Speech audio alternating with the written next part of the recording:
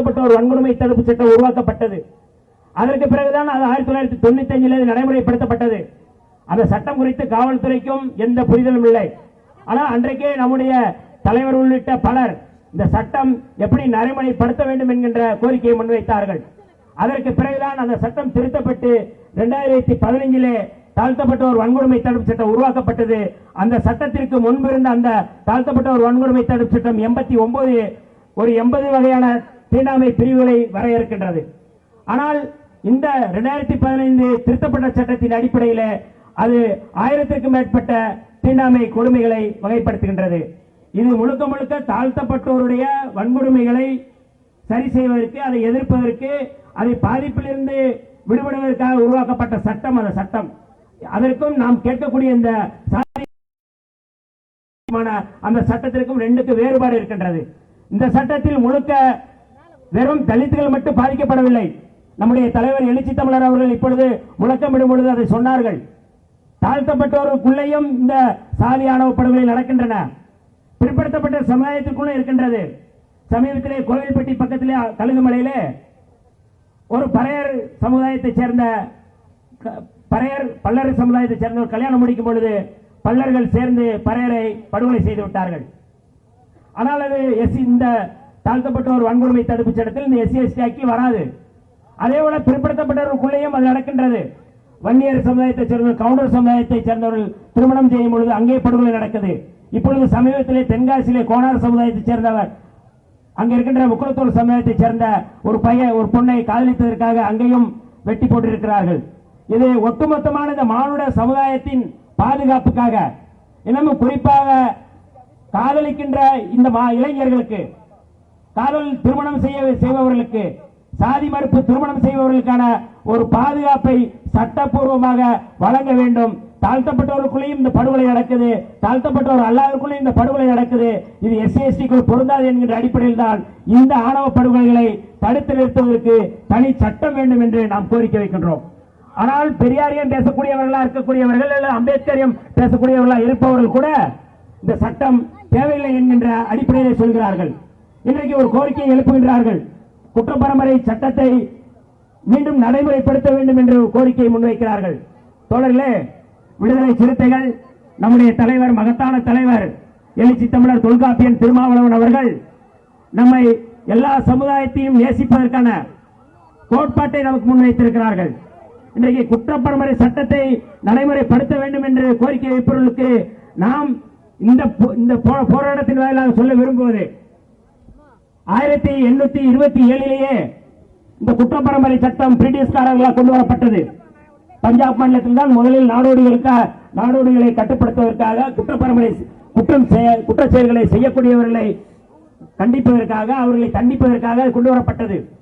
தோழர்களே, அந்த சட்டம் 1911 இந்தியா முழுக்க அந்த சட்டத்தை நடைமுறைப்படுத்தியது அன்றைக்கு இருக்கின்ற ராமானுஜ ஐயங்கார் என்பவர் தான் அந்த சட்டத்தை இந்தியா முழுக்க கொண்டு வருகிறார்கள். முதலில் இந்தியாவில் ஒட்டுமொத்தமாக 216 சாதிகள் குற்றப்பரம்பரை சட்டமாக, அதாவது கைரேக சட்டத்தில் கொண்டு வரப்பட்டது. தமிழ்நாட்டில் 89 சாதிகள் அதில் வரையறுக்கப்பட்டது. அந்த 89 கள்ளர், மறவர், அகமுடையார் மட்டுமல்ல, கைரேக சட்டத்தில் கையெழுத்து போடக்கூடிய சமுதாயத்தை சேர்ந்தவர்கள், இந்த 3 சமுதாயத்தை சேர்ந்தவர்கள் மட்டுமல்ல, இங்கே இந்த கோரிக்கையை எழுப்புபவர்கள், இந்த குற்றப்பரம்பரை சட்டத்தை மீண்டும் கொண்டு வர வேண்டும் என்று கோரிக்கை எழுப்புபவர்கள் வெறும் இந்த கள்ளர், மறவர், அகமுடையாருக்கு எதிரான ஒரு மனநிலையில் பேசுகிறார்கள். ஆனால் அன்றைக்கு இந்த சட்டம் தமிழ்நாட்டிலே கொண்டு வரப்பட்ட போது, 1911 கொண்டு வரப்பட்ட போது, வெறும் கள்ளர், மறவர், அகமுடையார் மட்டுமல்லாது அந்த சட்டத்தின் அடிப்படையில் குறவர் இருந்தார்கள், உப்பு குறவர்கள் இருந்தார்கள், போயர்கள் இருந்தார்கள், ஒட்டர்கள் இருந்தார்கள். வட மாவட்டத்திலே குற்றப்பரம்பரை சட்டத்திலே, கைரேக சட்டத்திலே பறையர்களும் இருந்தார்கள், வன்னியர்களும் இருந்தார்கள், செட்டியார், தெலுங்கு செட்டியார்கள் இருந்தார்கள். இப்படி 89 சாதிகளை வரைப்படுத்துகிறார்கள். இந்த சட்டம் இன்றைக்கு எப்படி அது நீக்கப்பட்டது? தோழர்களே, 1920 உசிலம்பட்டியில், பெருங்காமநல்லூரிலே இந்த சட்டத்துக்கு எதிராக போராடினார்கள். அப்படி போராடும் போது 17 பேர் சுட்டு படுகொலை செய்யப்பட்டார்கள். அந்த படுகொலையிலே மாயாக்கால் என்கின்ற ஒரு பெண்மணியும் அதில் படுகொலை செய்யப்பட்டார்கள். அப்பொழுது முத்துராமலிங்க தேவருக்கு 12 வயதுதான். அப்பொழுது அதற்கு முன்பாகவே இந்த போராட்டம் வெடித்தது. 1933 புரட்சியாளர் அம்பேத்கர் அவர்கள் இந்த சட்டத்தை திருத்த வேண்டும் என்று வெளிப்படையாக அவர்கள் கோரிக்கை வைத்தார்கள். நம்முடைய புரட்சியாளர் அம்பேத்கர் அவர்கள் அவர் சொல்லும்போது சொல்கிறார்கள், ஒரே ஒரு இந்த செய்தியை மட்டும் சொல்லுகிறேன். புரட்சியாளர் அம்பேத்கருடைய அந்த கோரிக்கையிலே மிக முக்கியமானது, வெளிப்படையாக அவர் சொல்கிறார்கள், இந்த சட்டம் நீக்கப்பட வேண்டும். அம்பேத்கர் சொன்னது 1933 அவர் சொல்கிறார்கள். அவர் வெளிப்படையாக சொன்ன அந்த கருத்தில் இந்திய அமைச்சர் அவர்களே, குற்றப்பரம்பினர் எனப்படுபவரின் கொடூர நிலையை எண்ணி பார்க்க வேண்டுகின்றேன். குற்றப்பரம்பினர் நாட்டு மக்களிடையே சிதறி கிடக்கின்றனர்.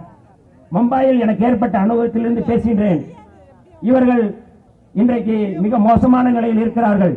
இந்த சட்டத்தை நீக்கம் செய்ய வேண்டும் என்று புரட்சியாளர் அம்பேத்கர் அவர்கள் அன்றைக்கு பேசியதன் விளைவுதான் 1947 ஜூன் 5 அன்றைக்கு சென்னை மாகாணத்துடைய உள்துறை அமைச்சராக இருந்த சுப்பராயன் என்கின்ற அந்த நீதி கட்சியினுடைய தலைவர்கள் ஒருவர் சொல்லும்பொழுது சொல்கிறார்கள், இந்த சட்டம் நீக்கப்படுகின்றது, இன்றிலிருந்து நீக்கப்படுகிறது.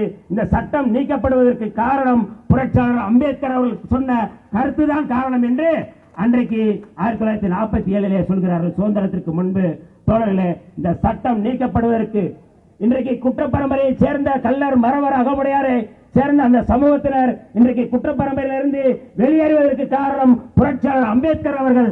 ஆனால் அப்படிப்பட்ட சமூகத்தை நீங்கள் எதிரியாக பார்த்து இப்படியான படுகொலைகளை செய்வது கண்டு வேதனை கொள்கின்றோம். அதான் இன்றைக்கு இருக்கின்ற பிரச்சனை. ஆகவேதான் நாங்கள் மீண்டும் சொல்கின்றோம், புரட்சியாளர் அம்பேத்கர் வழியிலே இன்றைக்கு சாதி ஒழிப்பை முன்னிறுத்துகின்ற, தந்தை பெரியார் வழியிலே சாதி ஒழிப்பை முன்னிறுத்துகின்ற நம்முடைய மகத்தான தலைவர் எழுச்சி தமிழர் தொல்காப்பியன் திருமாவளவன் அவர்கள் தலைமையிலே இன்றைக்கு சாதி ஆணவ படுகொலைகளை தடுத்து நிறுத்த சட்டம் ஏற்ற தமிழ்நாடு அரசையும் இந்திய ஒன்றிய அரசையும் நாம் கேட்கின்றோம். டெல்லியிலும் நாடாளுமன்றத்திலும் நம்முடைய தலைவர் அவர்கள் அந்த கோரிக்கையை முன்வைத்தார்கள். மக்கள் மன்றத்தில் இந்த கோரிக்கையை முன்வைக்கின்றோம். கட்டாயம் இந்த சட்டம் கொண்டு வரப்பட வேண்டும். அதுவரை விடுதலை சிறுத்தைகள் நம்முடைய தலைவர் தலைமையிலே போராடுவோம் என்று சொல்லி வாய்ப்புக்கு நன்றி கூறி விடைபெறுகிறேன். நன்றி, வணக்கம். நாமெல்லாம் ஆவலோடு எதிர்பார்த்திருக்கின்ற நமது தலைவர், நமது நெஞ்சம் நிறைந்திருக்கிற தலைவர் அண்ணன் எழுச்சி தமிழர் அவர்கள் நிறைவுரையை கண்டன உரையாய் அரசுக்கு வேண்டுகோள் விடுத்து உரையாற்றுகிறார்.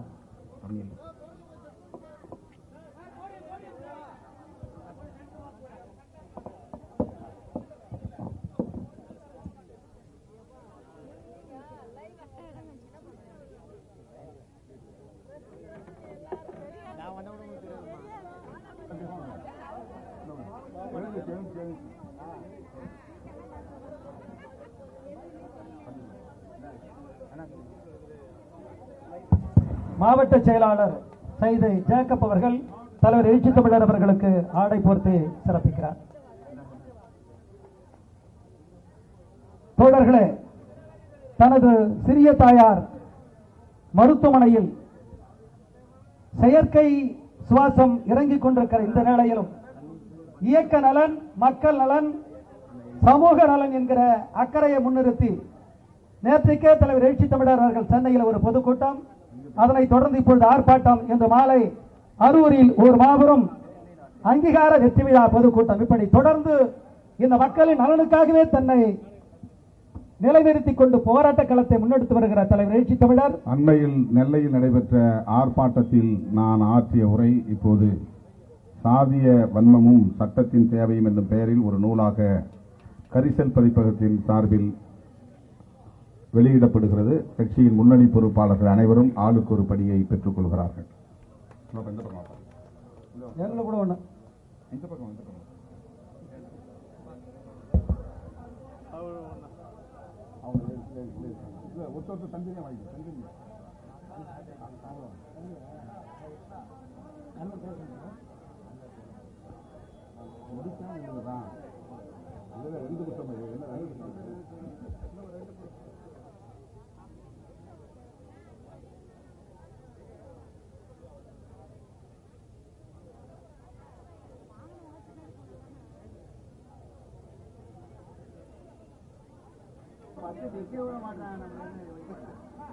பின்னாடி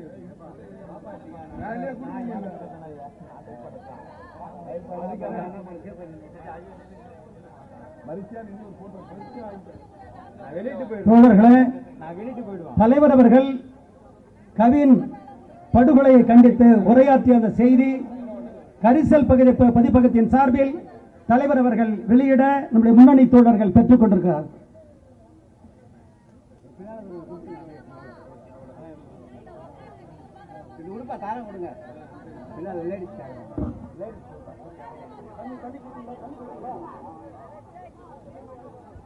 உட்காருங்க, தயவுசெய்து உட்காருங்க ப்ளீஸ். உட்காருங்க உட்காருங்க, தள்ளி போட்டு உட்காருங்க. இந்த பக்கம்லாம் இடம் இருக்கு, அப்படி உட்காருங்க. சேர் தள்ளி போட்டு உட்காருங்க.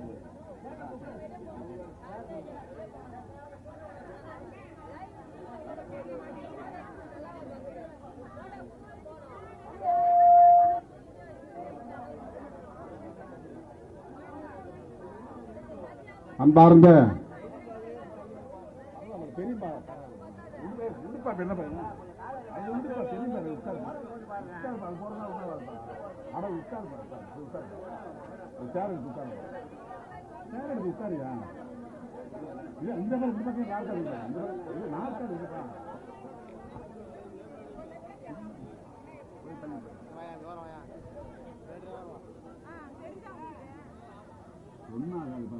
நான் தான் தள்ளி தெரியுங்களா?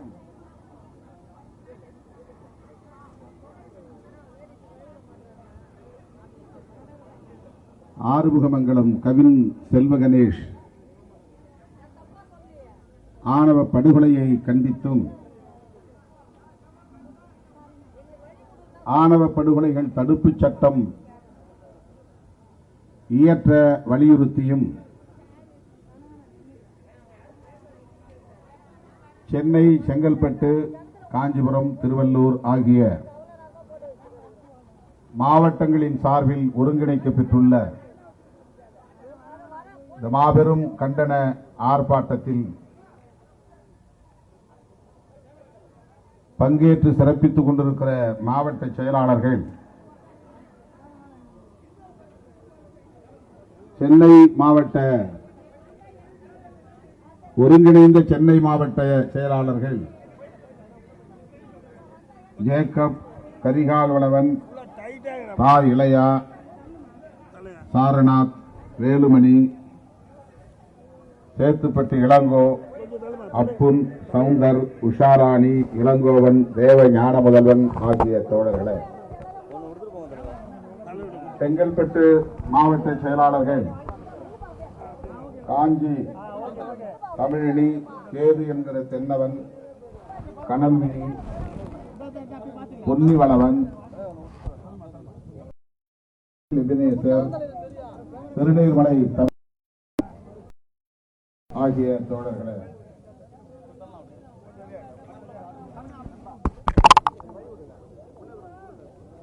காஞ்சிபுரம் மாவட்டத்தின் மாவட்ட செயலாளர்கள் மேனகாதேவி கோமகன், மதி ஆதவன், தீவா எழிலரசு, திருவள்ளூர் மாவட்டம் தளபதி சுந்தர், நீலமேகன், அருண் கௌதம், ஆவடி ஆதவன் ஆகிய தோழர்கள். நம்ம பத்திரிகையாளர்களை பிரச்சனை பண்ணாதீங்க. அவங்களுக்கு நாற்காலி கொடுத்தா உட்கார போறாங்க. சேர் கொடுங்க, தம்பி சேர் கொடுங்க. அவங்களுக்கு பத்திரிகையாளருக்கு ஒரு சேர் கொடுங்க. ஆதவன் அவங்களே இப்ப நாற்காலி கொடுத்து உட்கார வைங்க, அதுதான் நாகரிகம். நீங்க உட்கார நாற்காலி கூட கொடுங்க அவங்களுக்கு. அவங்க ஏன் நிக்க போறாங்க? இந்த பக்கம் யாராவது நின்னா நாற்காலி தான் கொடுப்பாங்க. வேற ஏதாவது நாற்காலி கிடக்க பாருங்க. இந்த பக்கம் வலது பக்கம் தம்பி, இந்த அட்டையெல்லாம் இங்க கொடுக்காதையா, அங்க நிக்கிறவங்க கொண்டு போய் கொடுங்க. அந்த பக்கம் பின்னால நாற்காலிகள் கிடக்கு பாருங்க, நிறைய நாற்காலி கிடக்கு பாருங்க. பத்திரிகையாளர்கள் கொடுங்க. அங்க போட்டோ எடுக்கும் போது நீங்க கொடுக்கல, இப்ப கொண்டாந்து கொடுக்குறீங்க.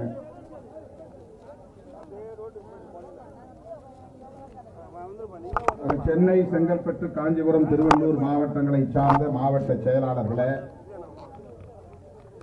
இந்நிகழ்வில் பங்கேற்று இதனை சிறப்பித்துக் கொண்டிருக்கிற மண்டல பொறுப்பாளர்கள் சுபாஷ் சந்திரபோஸ், ரூதர் கார்த்திக், ரவிசங்கர், துணை செயலாளர்கள் சதாசிவம், ஜான் அலெக்சாண்டர், முகமது முனீர், ராவணசங்கு, கதிர் ராவணன், மயிலை அசோக், வீரமணி, சீராளன், ஆகிய தோழர்களே, இந்நிகழ்வில் பங்கேற்று இதனை சிறப்பித்துக் கொண்டிருக்கிற மேலிட பொறுப்பாளர்கள்,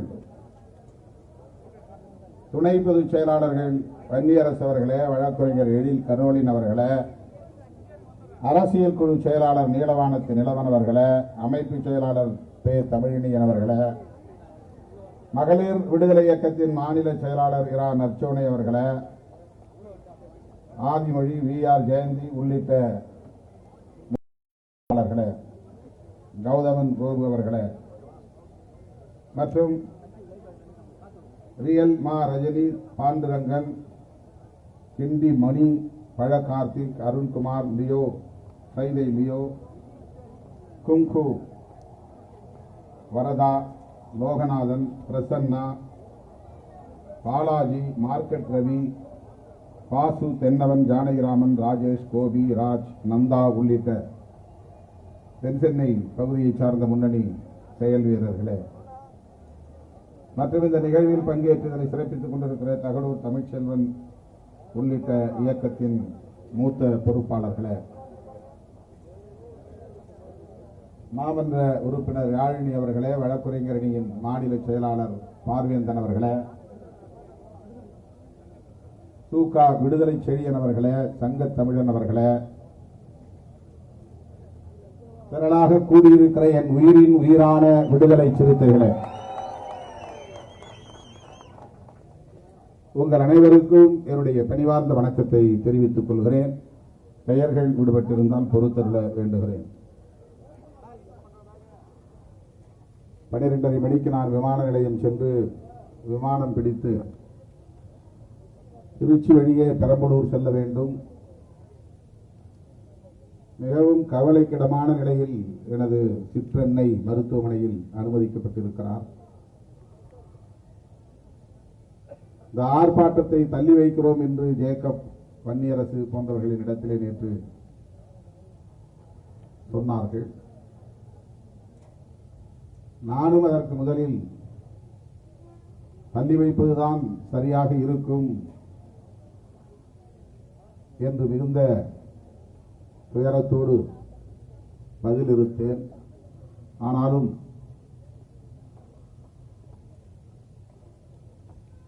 இது மிகவும் முக்கியத்துவம் வாய்ந்த ஒரு பிரச்சனை. தமிழ்நாடு முழுவதும் 11ஆம் தேதி நாம் ஆர்ப்பாட்டங்களை அறிவித்திருக்கிறோம்.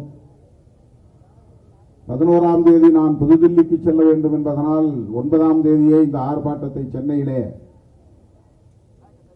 நடத்தினால் நானும் அதிலே பங்கேற்க முடியும் என்கிற அடிப்படையில் தான் சென்னையிலும் விழுப்புரத்திலும் 9ஆம் தேதி 11ஆம் தேதி பிற மாவட்டங்களில் என்று நாம் முடிவு செய்தோம்.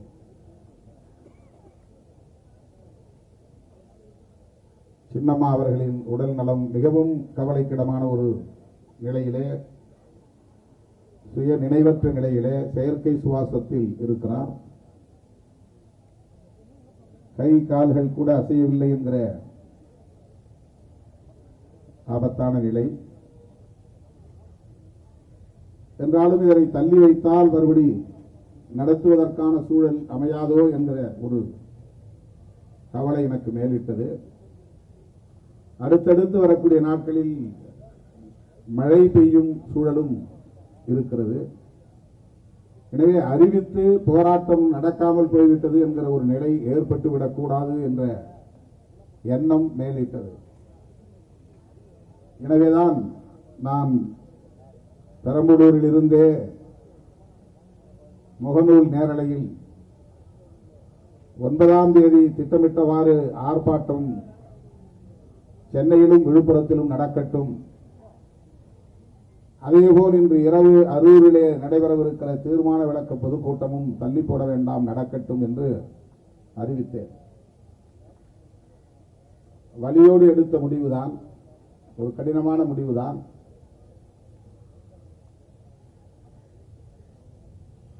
ஆர்ப்பாட்டத்திற்கான விரிவான ஏற்பாடுகள் எல்லாம் செய்து முடித்திருக்கிற நிலையிலே தள்ளி போட்ட தொண்டர்களின் இருக்கும் நான் ஒரு கணம் யோசி. எனவே அந்த வழியோடு தான் நான் ஆர்ப்பாட்டத்திற்கு வருகிறேன், நீங்கள் ஏற்பாடு செய்யுங்கள், தள்ளி போட வேண்டாம் என்று உறுதிபட ஜேக்கப்புக்கு நேற்று மாலை தான் நான் சொன்னேன். அதற்குள்ளாக சமூக ஊடகங்களில் என்று பல்வேறு கருத்துக்களை நம்முடைய தோழர்கள் பதிவிட்டு, அதனால் உரிய நேரத்தில் என்கிற ஒரு சந்தேகம் இருப்பதையும் தோழர்கள் எடுத்து சொன்னார்கள். எத்தனை பேர் வந்தாலும் 10 மணிக்கு தொடங்குவோம், 12 மணிக்கு முடிப்போம் என்று நான் இப்போது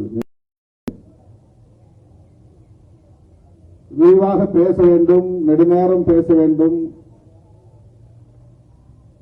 இந்த ஆணவ கொலைகள் தடுப்பது குறித்து ஆழமாக பேச வேண்டும் என்கிற உணர்வுகள் மேலோங்கி இருக்கின்றன. ஆனாலும் கூட 1:30 மணி விமானத்தை பிடித்தால் நெருக்கடியும் உள்ள சூழலில் நான் சில தகவல்களை உங்களோடு பகிர்ந்து கொள்ள விரும்புகிறேன். தமிழ்நாடு அரசுக்கு ஒரே கோரிக்கை தான், சொல்லப்போனால் 2 கோரிக்கை. ஒன்று, ஆறுமுகமங்கலம் கவின் செல்வ கணேஷ் படுகொலை வழக்கை சிபிசிஐடி போலீஸ் விசாரணைக்கு மாற்றியதிலிருந்து தொடர்ந்து நாங்கள் வைக்கிற கோரிக்கை, அதை சிறப்பு புலனாய்வு விசாரணைக்கு உட்படுத்த வேண்டும். உயர்நீதிமன்றத்தின் நேரடி கண்காணிப்பில் சிறப்பு புலனாய்வு குழு அமைக்கப்பட வேண்டும். வழக்கமான காவல்துறையினர் அல்லது வழக்கமான சிபிசிஐடி காவல்துறையினர், பேர் தான் வேற வேற, எல்லாம் ஒரே துறைதான், காவல்துறைதான். 2 பேர் சூழலில் குற்றம் சாட்டப்பட்டிருக்கிற சூழலில் காவல்துறையை சார்ந்தவர்களே விசாரிப்பது அவ்வளவு நம்பகத்தன்மை உடையதாக இருக்காது என்கிற அடிப்படையில் தான் இந்த கோரிக்கையை வைக்கிறோம். சிறப்பு புலனாய்வு குழுவில் புலனாய்வில் தேர்ச்சி பெற்ற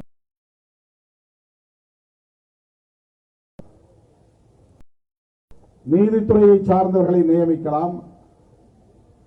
நீதிமன்றத்திற்கு நாள்தோறும் அந்த விசாரணை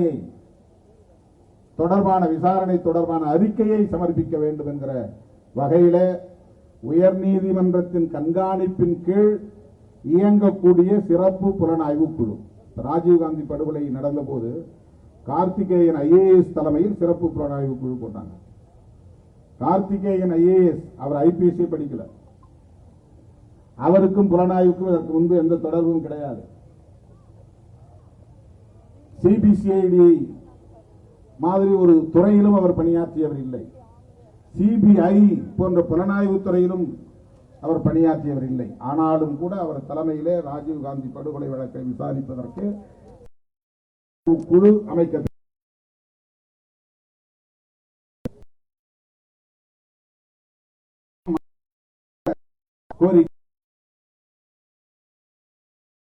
கோரிக்கை மட்டுமே வைக்கிற கோரிக்கை, உயர்நீதிமன்றத்தின் கண்காணிப்பின் கீழ் இயங்கும் சிறப்பு புலனாய்வு குழு ஆறுமுகமங்கலம் கவின் செல்வ கணேஷ் படுகொலை வழக்கை விசாரிக்க வேண்டும். இது முக்கியமான கோரிக்கை. 2வது கோரிக்கை, இதற்கென தனி சட்டம் ஒன்றை தமிழ்நாடு அரசு இயற்ற வேண்டும். ஒன்றிய அரசுதான் இயற்ற வேண்டும் என்று நாம் தொடர்ந்து வலியுறுத்தி வந்தாலும் கூட தமிழ்நாடு அரசுக்கும் அதிகாரம் இருக்கிற சூழலில் தமிழ்நாடு அரசு ஒன்றிய அரசு இயற்றட்டும் என்று அமைதியாக இருக்காமல் உங்களுக்கான அதிகாரத்தை பயன்படுத்தி அந்த சட்டத்தை உடனே இயற்றி பிற மாநிலங்களுக்கு ஒரு முன்மாதிரி அரசு இது என்று வழிகாட்டுங்கள். இதுதான் நம்முடைய கோரிக்கை. அண்மையிலே விடுதலை சிறுத்தைகள் கட்சி மற்றும் இந்திய கம்யூனிஸ்ட் கட்சி, மார்க்சிஸ்ட் கம்யூனிஸ்ட் கட்சி ஆகிய 3 கட்சிகளின் சார்பில் நானும் தோழர் சண்முகம், அண்ணன் இரா முத்தரசன் ஆகிய மூவரும் மாண்புமிகு வழங்கினோம். தனி சட்டம் இயற்ற தமிழ்நாடு அரசு முன்வர வேண்டும் என்பதுதான் அந்த கோரிக்கை. ஆகவே இந்த ஆர்ப்பாட்டத்தின் ஊடாக நாம் வைக்கிற முக்கியமான 2 கோரிக்கைகள், ஒன்று, சிறப்பு புலனாய்வு விசாரணைக்கு இந்த வழக்கை மாற்ற வேண்டும். 2, தமிழ்நாடு அரசே தனி சட்டம், ஆணவ கொலைகள் தடுப்பு சட்டம் இயற்ற வேண்டும். அவ்வளவுதான், ஆர்ப்பாட்டமே முடிந்துவிட்டது. இந்த 2 செய்திகளை சொல்வதற்காகத்தான் ஆர்ப்பாட்டம். ஆணவ கொலைகள், அது ஆங்கிலத்திலே ஹானர் கில்லிங்ஸ். ஹானர் என்றால் கௌரவம் என்று தமிழில் சொல்வார்கள். அது ஆக்சுவலா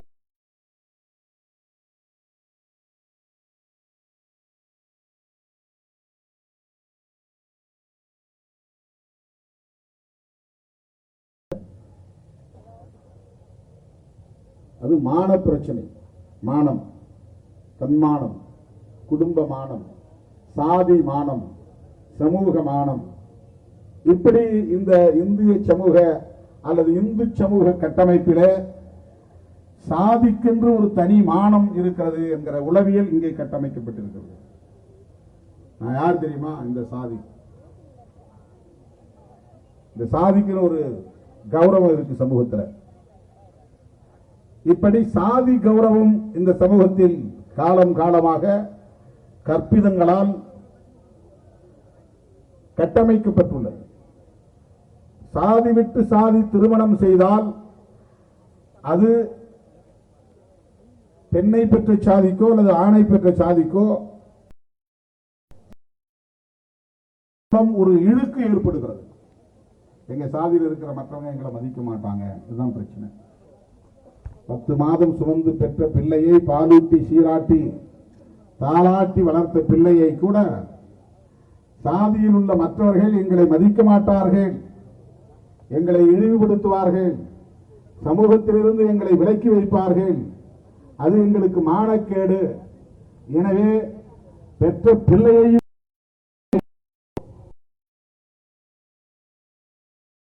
சாதி கௌரவ நோயாளியாக இது ஒரு குறிப்பிட்ட சாதிக்குரியது என்று நாம் சொல்லவில்லை, அல்லது ஒரு குறிப்பிட்ட மாநிலத்தில் அல்லது ஒரு குறிப்பிட்ட மாவட்டங்களில் மட்டுமே நடக்கிறது என்று சொல்லவில்லை.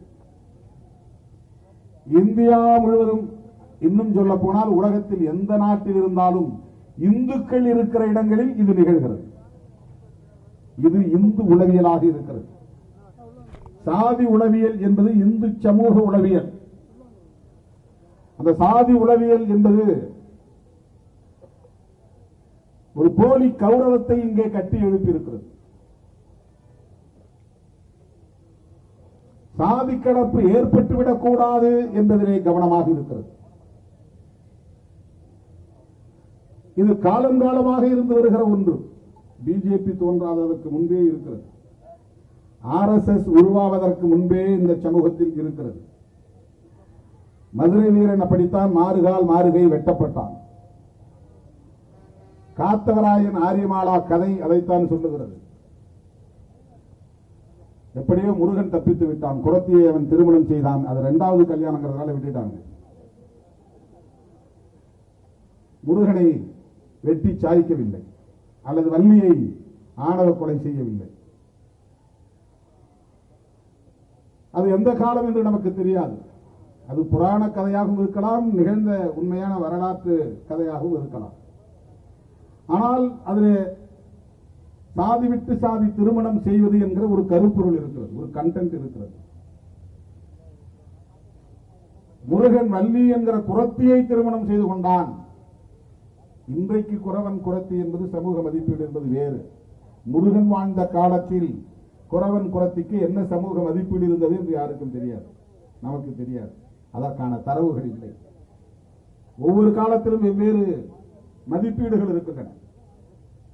இன்றைக்கு நாடார் என்று நாம் அழைக்கிறோமே, இந்த நாடார் சமூகத்திற்கு 100 ஆண்டுகளுக்கு முன்னால் இருந்த மதிப்பீடு வேறு. இன்றைக்கு முக்குலத்தோர் என்று அழைக்கப்படுகிற இந்த சமூகத்திற்கு வெள்ளையர்களின் ஆட்சி காலத்தில் இருந்த மதிப்பீடு வேறு. காலத்திற்கு காலம் மதிப்பீடு மாறுகிறது. சமூகத்தில் அவர்களுக்கான மதிப்பீடு என்பது பொருளாதார நிலையில் உயர்கிற போதும், அதிகாரத்தை அவர்கள் எட்டுகிற போதும் அது ஒட்டுமொத்த சமூக மதிப்பீடாகவும் மாறுகிறது. அதிகாரம் இல்லாதவர்கள், நிலம் இல்லாதவர்கள், பொருளாதாரம் இல்லாதவர்கள் எவ்வளவு நேர்மையானவர்களாக இருந்தாலும், உழைத்து பிழைத்தாலும் அவர்களுக்கான சமூக மதிப்பீடு என்பது கீழ் நோக்கி போகிறது, குறைந்து போகிறது, சரிந்து போகிறது, இழிவுபடுத்தப்படுகிற நிலை இருக்கிறது. ஆனால் இந்த சாதி உளவியல் என்பது இந்த மதிப்பீடுகளை எல்லாம் கடந்து சாதி கலப்பு ஏற்பட்டுவிடக் கூடாது என்பதிலே கவனம் செலுத்துகிறது. சாதி கலப்பு, சாதி கலப்பு என்றால் ஒரு சாதி இன்னொரு சாதியோடு திருமணம் செய்தால் பிறக்கிற குழந்தை எந்த சாதி என்கிற கேள்வி வருகிறது. அந்த குழந்தையை எந்த சாதியிலே சேர்ப்பது என்கிற கேள்வி வருகிறது. அப்போது அவர்களை தள்ளி வைத்து விடுவார்கள். இது எங்க சாதியை சேர்த்துக்க முடியாது, இது சாதி கெட்ட குடும்பம். சாதி கெட்ட குடும்பம்னா கலப்பு சாதி உருவாகிவிட்டது. பழைய அந்த அப்பா அம்மா ஒரே சாதி, அவங்களுடைய அப்பா அம்மா ஒரே சாதி, அவங்க அப்பா அம்மா ஒரே சாதி, அந்த சாதி கலப்பு அப்படியே ஜீன் வழியா வந்துகிட்டே இருக்கு. சாதி தூய்மை அது. இடையில யாராவது ஒன்று கிராஸ் ஆயிடுச்சுன்னா எல்லாம் மாறி போயிடும், ஸ்கின் டோனே மாறி போயிடும். இன்னைக்கு நிறைய பேருக்கு வந்து கருப்பு தோல் மாறி சிவப்பு தோலுக்கு ஆயிட்டாங்க. சிவப்பு தோல் மாறி இருக்கனாலே எங்கேயோ கிராஸ் ஆயிடுச்சுன்னு அர்த்தம். அது பல தலைமுறைக்கு முன்னாலே அதை மாறி இருக்கும். அப்படிதான் நிகழ்ச்சி, ஹியூமன் நேச்சர். இது ஒன்றும் தப்பு கிடையாது, இது தப்பு கிடையாது, ஹியூமன் நேச்சர். மனித வாழ்வியலில் தவிர்க்க முடியாத ஒரு இயற்கை போக்கு, அது இயங்கியல் போக்கு. இதை புரிந்து கொள்வதும் இதை அனுமதிப்பதும் தான் மனித நாகரிகம். அதுதான் நாகரிகம், அதுதான் சிவிலைசேஷன். இனக்கலப்பு நிகழும், சாதி கலப்பு நிகழும். எல்லாவற்றிலும் கலப்பு என்பதன் மூலம்தான் இனப்பெருக்கமே நிகழ்கிறது. ஹைபிரிடுங்கிறாங்களா, ஹைபிரிட் என்ன? ஒரு செடி ஒரு வகை இருக்கு, இது அது ஒரு சாதியா இருக்கு, இது ஒரு சாதியா, ரெண்டு சேர்த்து ஹைபிரிட். அங்க சாதி கலப்பு ஏற்பட்டோம். அதை ஒட்டு செடியும்பாங்க. ஒட்டு செடி கலப்பின வகை. இது ஒட்டு வரும். இப்போ விதை இல்லாம வர்றதெல்லாம் ஹைபிரிட். இங்கிலீஷ்ல ஹைபிரிட்னுவாங்க, பொட்டானிக்கல் நேம். அது என்னன்னா சாதி கலப்புன்னு அர்த்தம். அங்க சாதியை போய் செடியை யாரும் கொலை பண்ண முடியாது.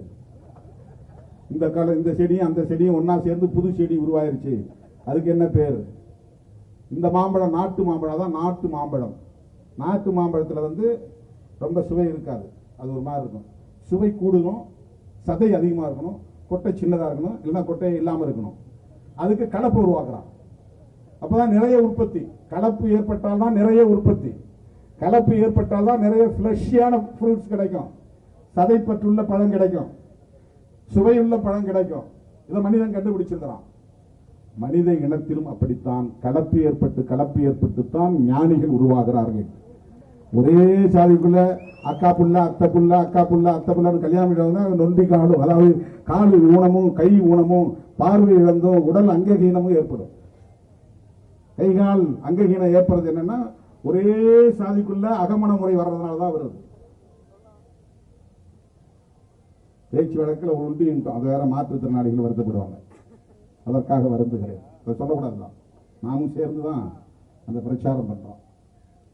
இது நீண்ட காலமா பேசிட்டு வர ஒரு பேச்சு வழக்கு. குழந்தைகள் அங்கவீனமாக பிறப்பதற்கு கால் கை இல்லாமல் போயிடும், குட்டையா பிறப்பாங்க, மூக்கு போயிடும், கண்ணுக்கு ஒரு மாதிரி உருவமா மாறி போயிடும், குறை உறுப்புகள், மூளை வளர்ச்சி இல்லாமல் போயிடும்.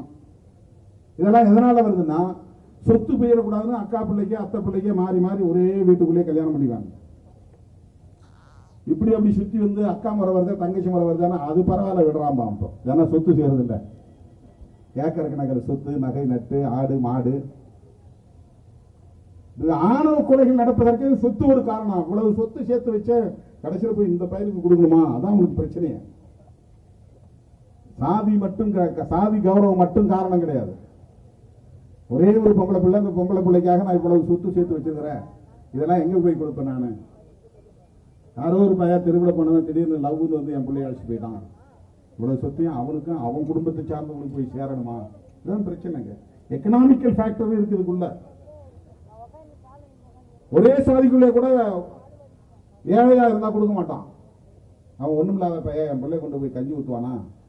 பட்டினி கிடக்குமா என் பிள்ளை?